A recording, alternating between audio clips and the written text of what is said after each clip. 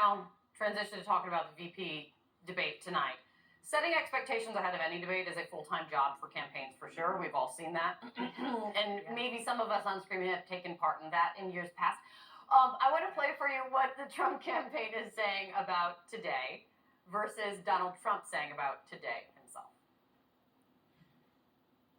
Walz is very good in debates. I want to repeat that. Tim Walz is very good in debates. Really good. He's been a politician for nearly 20 years. He'll be very well prepared for tomorrow night. He's going up against a moron, a total moron. How she picked him is unbelievable. Not on the same page on this, for sure, Kendra. This does what?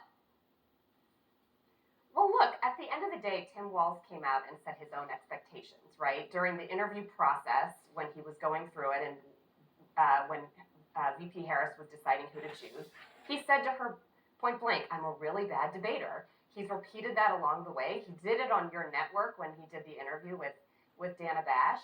And so he set his own expectations. But look, this is so ironic to begin with because Trump is out there to begin with playing footsie. He's playing this game of he hasn't even agreed to whether or not he's going to do a second debate. I think part of this is he likes the attention it gets him. He likes that it's all on him and whether or not he should do a second debate.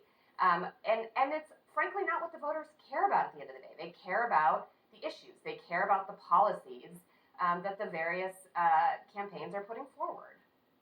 Doug, your choice. Choose your own adventure. Do you want to do these all in one, or do you want to separate them? Debate pros and cons, strengths and weaknesses. Tim Walz and JD Vance. Who do you want to go first?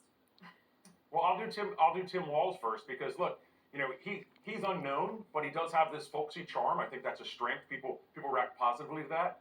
But then when you peel the onion, not very deep, you see whopper after whopper. What was his military rank? Well, he doesn't really know.